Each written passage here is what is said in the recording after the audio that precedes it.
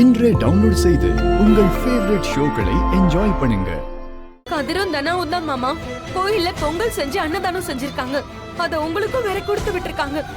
ஏய், வாய மூடுன்னு தானே உன்கிட்ட சொன்னேன். ஏங்க மாமா கேட்கும் போது எப்படிங்க சொல்லாம இருக்க முடியும்?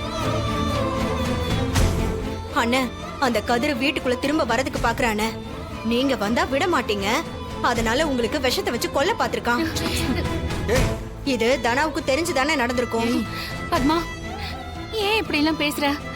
அவரே இப்பதான் உயிர் பழிச்சு வந்திருக்காரு.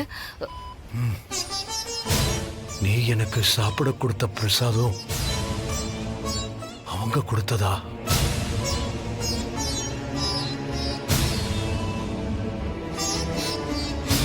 ஆமாங்க